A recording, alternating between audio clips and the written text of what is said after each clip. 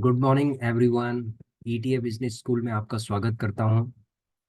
ETF business school में आपने काफ़ी वीडियोस देखे होंगे जो कि सिर्फ और सिर्फ ईटीएफ के बारे में है। ईटीएफ का मतलब है एक्सचेंज ट्रेडेड फंड।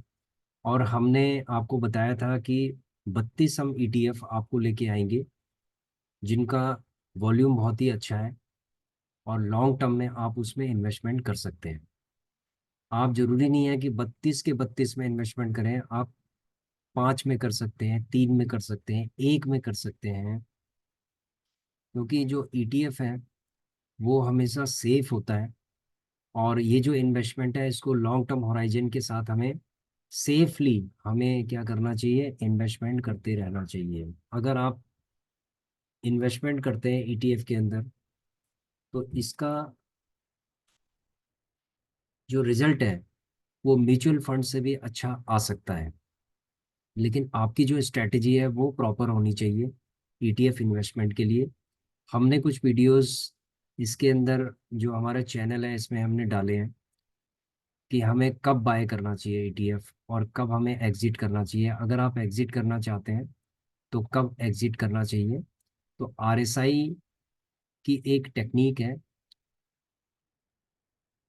उस टेक्निक को आपको फॉलो करके आप कहाँ पर बाय करना है, कहाँ पर सेल करना है, आप उसको देख सकते हैं। तो ऑल इन ऑल जो ईटीएफ है वो बहुत ही सेफ इन्वेस्टमेंट है और लॉन्ग टर्म में ये आपको बहुत ही अच्छा ग्रोथ दे सकती है। ठीक है, हमने 29 ईटीएफ आपको बताए थे, 29 ईटीएफ। इसके बाद हम 3 ईटीएफ और आपको बता रहे हैं आज, और 32 ईटीएफ ये फिनिश होने के बाद फिर हम आपको बताएंगे कि किस तरीके से इन 32 ईटीएफ के अंदर इन्वेस्टमेंट की जा सकती है। जरूरी नहीं है कि हम 32 ईटीएफ के अंदर इन्वेस्टमेंट करें, हो सकता है हम 20 के अंदर करें, 22 के अंदर करें, 3 के अंदर करें। तो हमारी जो स्ट्रैटेजी है वो ईटीएफ में इन्वेस्टमेंट की है और उसके जो ग्रोथ है वो कैसे कैसे करके जो इसकी ग्रोथ है वो आगे आ, देखने को मिलेगी। आइए चलते हैं, हम सबसे पहले हम इन 3 ईटीएफ को फिनिश करते हैं, उसके बाद फिर हम आपको जो एक छोटी सी ग्रोथ है वो आपको दिखाते हैं। सबसे पहले अगर हम चलें तो ये कोटक अल्फा है। कोटक अल्फा एक्चुअली वीडियोस हमने काफ़ी टाइम बाद बनाई है और वीडियोस हम फ्रिक्वेंटली नहीं बनाते हैं क्योंकि ईटीएफ में क्या होता है, ये लॉन्ग टर्म इन्वेस्टमेंट है। इसमें डेली डेली वीडियोस बनाना मुश्किल है क्योंकि इसमें रिजल्ट भी हमें देखना पड़ता है, उसको एनालाइज करना पड़ता है कि रिजल्ट क्या आ रहा है इसके अंदर। ठीक है, डेली वीडियोस हम बना सकते हैं अगर हम रेगुलर इन्वेस्टमेंट करके और रेगुलर हम एग्जिट करके हम रेगुलर इनकम अगर जनरेट करें तो वो जो रेगुलर इनकम है वो हम उसकी हम वीडियोस बना सकते हैं। लेकिन हम इतना रेगुलर हम नहीं करते हैं इसके अंदर। हम कम से कम जब हम इन्वेस्टमेंट करते हैं तो उसके बाद हमें इसकी ग्रोथ देखने को मिलती है 1 हफ्ते 15 दिन बाद। ठीक है, तो 15 डेज के बाद जो ग्रोथ देखने को मिलती है तो वो भी हम आपको बताते हैं। सबसे पहले हम चलते हैं 31वें ईटीएफ में, कोटक अल्फा है। इसका जो वॉल्यूम बहुत अच्छा है, 2,12,269। इसका जो आज का प्राइस लगभग है, आजकल का प्राइस लगभग है 50.51 है। जबकि हमने 1 या 1.5 महीने पहले हमने जब 29वां ईटीएफ आपको बताया था लास्ट टाइम, तो इसका जो प्राइस था वो 45 के आसपास था। तो 5 रुपये ये बढ़ चुका है, 50.51 के आसपास ये हो गया है। स्ट्रेटजी हमारी सेम रहेगी हर ईटीएफ के लिए, एसआईपी। हर फॉल पे हमें एसआईपी करना है और इसका जो ग्रोथ परसेंटेज है 400% का ये ग्रोथ आपको देगा लॉन्ग टर्म में। ठीक है, अब हम चलते हैं नेक्स्ट ईटीएफ में। नेक्स्ट ईटीएफ से पहले हम इसके चार्ट में चलते हैं।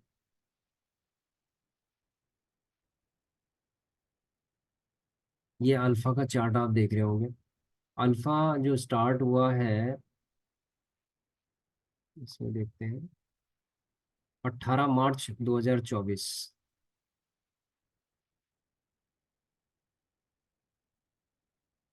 और इसका जो ग्रोथ है वो आप देखेंगे कि 51 रुपये 40 पैसे तक ये चला गया था, आज ये 51 रुपये 15 पैसे से 50 पैसे के बीच में आ रहा है। ठीक है, तो आप इसकी ग्रोथ को देख रहे होंगे, ये 42 रुपये से, और 42 रुपये से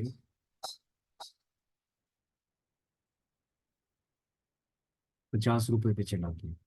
हमने इसको 45 के आसपास लिया था और ये 50 रुपये के आसपास चला गया। अब हम दूसरे ईटीएफ में चलते हैं। सेकंड हमारा ईटीएफ है liquid case. Liquid case actually क्या है, ये लिक्विड डिटी को, आपका जो फंड है, जो बचा हुआ फंड होगा, उसको आप लिक्विड केस के अंदर डाल सकते हैं। जैसे लिक्विड, जिस तरीके से दूसरा एक ईटीएफ है जिसको हम कहते हैं लिक्विड बीस, तो लिक्विड बीस की तरह ये लिक्विड केस है। तो इसका जो वॉल्यूम है बहुत ज़्यादा है, 40 लाख 0.38 के आसपास है। उसके बाद जो इसका करंट प्राइस है 102 रुपये पे है। तो ये हर महीने लगभग 1 रुपये बढ़ता रहता है। तो आप इसको, जो अपने फंड की पार्किंग है वो कर सकते हैं। जो आपका फंड आपके डीमेट अकाउंट में जो पड़ा हुआ फंड है, उसको आप इसके अंदर डाल सकते हैं फॉर द टाइम बिंग। लेकिन इसमें ग्रोथ बहुत ज़्यादा नहीं है, ये सिर्फ पार्किंग के लिए है। आपके फंड को ये पार्किंग कर सकता है। तो पार्किंग करने के लिए ये सबसे अच्छा है, क्योंकि सस्ता भी है। लिक्विड बीज का एक ड्रॉबैक है कि वो बहुत महंगा है, जबकि ये बहुत ही सस्ता है। और दूसरा, ये ग्रोथ भी करता है। जैसे पिछले महीने, लास्ट 2 मंथ्स बैक अगर देखेंगे तो ये 101 रुपये के आसपास था। अब ये 102 रुपये 25 पैसे के आसपास हो गया है। तो इसका मतलब है कि 1.5 रुपये इसकी ग्रोथ है। इसका मतलब है कि साल भर में अगर देखा जाए तो इसका कम से कम 10 से 15% के आसपास का ये रिटर्न आपको दे सकता है। तो लॉन्ग टर्म में ये 100% का आपको रिटर्न दे सकता है, क्योंकि ग्रोथ भी कर रहा है ये। इसका चार्ट हम देखते हैं। देखो, ये धीरे धीरे करके 100 रुपीज के आसपास था ये, और धीरे धीरे करके ये, जैसे लेडर होती है उसी तरीके से ये लेडर के साथ साथ ऐसे करके लेडर बना के जा रहा है ऊपर की तरफ। ठीक है, तो धीरे धीरे करके ये जा रहा है। तो इसकी जो ग्रोथ है बहुत ही सस्टेनेबल ग्रोथ है, और इसमें कोई भी रिस्क नहीं है। ठीक है, लेकिन ये सिर्फ आपके पार्किंग के लिए, फंड पार्किंग के लिए है, कि जब तक फॉर द टाइमिंग जब आपका फंड आपके डीमेट अकाउंट में पड़ा हुआ है, तो आप इसके अंदर डाल सकते हैं। क्योंकि जब आप दूसरे ईटीएफ में इन्वेस्टमेंट करते हैं तो आपको एक अपॉर्चुनिटी जब तक नहीं दिखेगी तब तक आप उसमें इन्वेस्टमेंट नहीं कर पाएंगे। और आपका जो फंड है वो आपके डीमेट अकाउंट में पड़ा रहेगा। मान लीजिए 15 दिन तक अगर आपको अपॉर्चुनिटी नहीं मिलती है, तो आपका फंड अननेसेसरी उसके अंदर पड़ा रहेगा, वो आपको कुछ नहीं देगा। लेकिन अगर आप अपने फंड को लिक्विड बीज के अंदर डालते हैं, तो ये कुछ ना कुछ रिटर्न आपको देगा।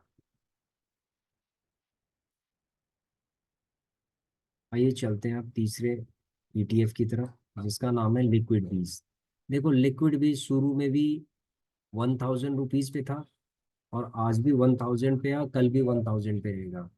तो जो बड़े बड़े इन्वेस्टर्स होते हैं, जो बहुत ही बड़ा फंड लेके आते हैं, तो उनके लिए लिक्विड बीज अच्छा है। जो छोटे छोटे इन्वेस्टर्स हैं उनके लिए लिक्विड बीज उनके लिए ठीक, मुझे नहीं लगता कि उनके लिए यूजफुल हो सकता है।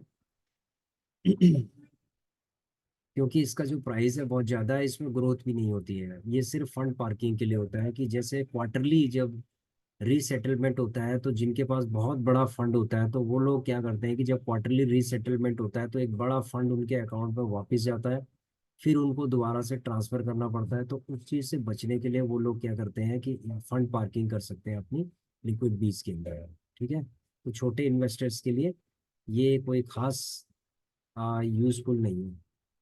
लेकिन हमने इसको इसलिए दिखाया है क्योंकि हो सकता है कि कोई बड़ा इन्वेस्टर है तो वो अपने हिसाब से इसके अंदर इन्वेस्टमेंट कर सकते हैं, लेकिन हम इसके अंदर इन्वेस्टमेंट नहीं करते हैं, और ना ही हम फंड की इसके अंदर पार्किंग करते हैं। इसका जो चार्ट है वो भी हम दिखा देते हैं आपको। देखो, चार्ट बिल्कुल स्ट्रेट लाइन की तरह ये चार्ट चल रहा है। ठीक है, आप देखे होंगे कि अगर आप शुरू से, जब से स्टार्ट हुआ था तब से 1000 के आसपास ही है ये। एक पैसा ऊपर एक पैसा नीचे, बस इतना ही चलता रहता है। और ये ऐसे ही चलता रहेगा। ठीक है, तो हमने 30 31 32 आपको 3 ईटीएफ हमने आपको बताए हैं। पहला हमने बताया आपको अल्फा, दूसरा बताया हमने लिक्विड केस, और तीसरा हमने बताया लिक्विड बीस। इन तीनों की अलग अलग इंपॉर्टेंस है, वो भी हमने आपको बता दिया है। अब हम चलते हैं अपने पोर्टफोलियो में। अब देखो, पोर्टफोलियो के अंदर अगर हम चलते हैं तो आप देखेंगे पोर्टफोलियो के अंदर,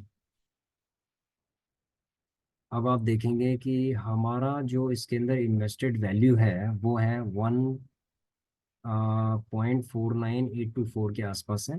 और जो हमारी करंट वैल्यू वो इतनी हो गई है। ओवरऑल जो PNL है वो आप देख रहे होंगे कि कितना हो गया, 4.89% का रिटर्न है। कितने? सिर्फ 2 महीने के अंदर, 2 से ढाई महीने के अंदर। और अगर हम चलते हैं इंडिविजुअल ETF के ऊपर, तो आप जब देखेंगे तो आपके होश उड़ जाएंगे देखो।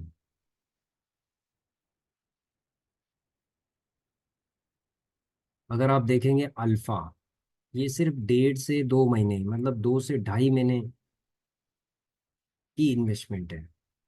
और ये थोड़ा थोड़ा करके इन्वेस्टमेंट की जा रही है, ये नहीं कि एकदम से हमने डाल दिया इसमें। मंथली कुछ हम SIP टाइप का कर रहे हैं कि जब जब ETF जब जब गिरता है तब तब हम इसमें कुछ ना कुछ इन्वेस्टमेंट करते रहते हैं। उसके लिए भी एक फार्मूला होगा, जो फार्मूला होगा वो हम आपको बताते जाएंगे, ठीक है, अगली वीडियोस में। तो अब आप देखेंगे कि अल्फा की वैल्यू, हमारा प्राइस कितना था, 45.06 था, आज इसका प्राइस कितना हो गया, 50.16 हो गया है। तो इसका मतलब है 11% का इसने रिटर्न दिया। ऑटो आई ETF है, 22 रुपये का हमने लिया था, 22 रुपये 12 पैसे पे, 23 रुपये 71 पैसे पे है। इसका जो रिटर्न है 7% का रिटर्न है, ठीक है, अप्रॉक्सीमेटली 7। यहाँ देखेंगे BFSI का 3% का रिटर्न है, कंज्यूम 20 का 6 पॉइंट का रिटर्न है। ठीक है, आपको सिर्फ परसेंटेज देखनी है कि कितना परसेंटेज ऑफ रिटर्न हमें मिल रहा है। देखो 5, 5.5%, सिर्फ 2 से ढाई महीने के बीच में आपको इतना परसेंट मिल रहा है। देखो, तो कौन कहता है कि ETF के अंदर कोई प्रॉफिट नहीं होता। ETF के अंदर बहुत प्रॉफिट होता है। अगर आप एक प्रॉपर स्ट्रेटेजी के साथ चलते हैं तो ये म्यूचुअल फंड से भी अच्छा रिटर्न आपको दे सकता है लॉन्ग टर्म में। देखो, म्यूचुअल फंड आपको रिटर्न देते हैं 10-10 12-12% का रिटर्न देते हैं साल भर के अंदर, ठीक है। लेकिन यहाँ पर आपको रिटर्न मिलता है कम से कम 20 से 25% का रिटर्न मिल सकता है, यदि आपकी स्ट्रेटेजी अच्छी है और आपने अच्छा लर्न किया हुआ है, ठीक है। अब आप हेल्दी इसका देखेंगे तो इसका रिटर्न बहुत कम है, 1.17% के आसपास का रिटर्न है। उसके बाद आप देखेंगे इंफ्रा आई ETF है, इसका 2.53 2.5% के आसपास रिटर्न है। मिड कैप का आप देखेंगे कि 9.5% के आसपास रिटर्न है। मोम 30 I ETF है, ये इसका 9.5% के आसपास का रिटर्न है। उसके बाद है आपका मोमेंटम का रिटर्न है, 10% के आसपास रिटर्न है। मोमेंट मोमेंटम का रिटर्न है 11% के आसपास है। मोनी आई ETF 500 है, इसका 3% का 5% का रिटर्न है। तो आप ये रिटर्न देखेंगे, रिटर्न अच्छी खासी रिटर्न है 6%। अब टाटा सिल्वर का रिटर्न आप देखेंगे तो आपके होश उड़ जाएंगे। देखो 20% का रिटर्न दिया है टाटा सिल्वर ने, 20% का रिटर्न। टाटा गोल्ड ने कितना दिया है, 6.80% का रिटर्न है। ये जो टाटा सिल्वर है ये समझ लो कि 3 मंथ्स पहले का है ये, तो इसका मतलब 20% का ये रिटर्न है। और जो हमारा PSU बैंक वीजा अभी माइनस में चल रहा है, कोई नहीं, इसमें हम SIP करेंगे, इसके अंदर भी हम SIP करेंगे कि तो बहुत ज़्यादा इसके अंदर माइनस नहीं है, लेकिन हम इनके अंदर SIP कर रहे हैं, ठीक है। तो आप देखेंगे ओवरऑल जो हमारा पोर्टफोलियो है, वो पोर्टफोलियो हमारा कितना है, 7,359 का, यानी 4-5% के आसपास हमारा रिटर्न है। आप देखेंगे 5% के आसपास रिटर्न आ रहा है हमारा सिर्फ 2.5 महीने के अंदर, 2.5 से 3 महीने के अंदर। तो इस तरीके से हम,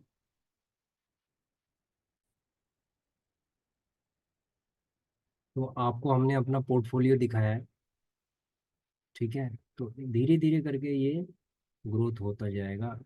अगर आप धीरे धीरे करके SIP करेंगे, स्ट्रैटेजी, मेरी सारी वीडियोस को आप देखिए, ठीक है, शुरू से लेकर एंड तक। तो आप देखेंगे कि ईटीएफ के अंदर कितना आसान है इन्वेस्टमेंट करना, और इसकी जो ग्रोथ है इसमें रिस्क नहीं है। ठीक है, आप देख रहे हैं इसके अंदर कोई रिस्क आपको दिखाई दे रहा है? इतना परसेंटेज का रिटर्न है, आप देखिए। अगर ये नीचे गिर भी जाता है ना तो हम इसको उठाएंगे। ठीक है, अब देखो जैसे अल्फा है तो इसमें एसआईपी हम कितना करेंगे आगे। ठीक है, डिपेंड करता है कि जो डेली जो प्रॉफिट और लॉस है, अगर ये -2% -1% होता है तो हमें कितना लेना चाहिए। ठीक है, ये वीडियोस हम आगे बनाएंगे कि अगर मान लीजिए कि आपका पोर्टफोलियो एकदम से ग्रो कर रहा है तो आपको एसआईपी किस किस में करना चाहिए। आपको नेगेटिव वाले में करना चाहिए या जो पॉजिटिव हो चुका है उसके अंदर भी करना चाहिए, तो कितना करना चाहिए आपको। ठीक है, जिससे कि आपका फंड भी अप्रिशिएट करता जाए और आपका दोनों फंड आपके अप्रिशिएट करते जाए, आपकी टोटल एसेट भी होगी अप्रिशिएट, और जो करंट वैल्यू है वो भी अप्रिशिएट होती जाएगी। तो ये जो इन्वेस्टेड वैल्यू वो भी अप्रिशिएट होती जाएगी और करंट वैल्यू भी आपकी अप्रिशिएट होती जाएगी। तो इस तरीके से आप ईटीएफ में इन्वेस्टमेंट करके आप अपने फंड को ग्रो कर सकते हैं। ठीक है, thank you very much friends, thanks for watching our channel, and we will bring more videos regarding the ETF. ETF is a safe investment, and we would like to promote ETF investment only because it is a almost 100% safe। ठीक है, इसके अलावा जो दूसरी investments हैं जैसे stocks में आप इन्वेस्टमेंट करते हैं तो उसके अंदर बहुत ज़्यादा नॉलेज चाहिए, उसके अंदर रिस्क भी बहुत ज़्यादा होता है। अगर प्रॉफिट ज़्यादा होता है तो रिस्क भी बहुत ज़्यादा ज़्यादा होता है। लेकिन हमने जहाँ तक हमने बहुत लोगों से हमारी बातचीत होती है तो उनके जो पोर्टफोलियो है वो माइनस में ही चलते रहते हैं, क्योंकि मार्केट क्या करता है, जब कभी क्रैश कर जाता है, वो जब टॉप में होता है तो वो निकल नहीं पाते, उसके बाद क्या होता है जो उनका फंड है वो माइनस में हो जाता है। तो स्टॉक के अंदर भी अगर आप इन्वेस्टमेंट करते हैं तो प्रॉपर नॉलेज के साथ आप इन्वेस्टमेंट कीजिए, किसी के कहने पे मत इन्वेस्टमेंट कीजिए कि आप ये ले लीजिए, आप ये ले लीजिए। ठीक है, तो आप जो भी इन्वेस्टमेंट करें अपने विजडम के साथ करें, अपनी नॉलेज के साथ करें। इसलिए हम आपको इन्वेस्टमेंट करना नहीं बता रहे हैं, हम इन्वेस्टमेंट की आपको नॉलेज दे रहे हैं। नॉलेज के बाद आप इस चीज़ को प्रैक्टिस खुद करेंगे। Thank you very much. Please like our channel and forward our channel to the people who really are serious in investment in ETF. Thank you.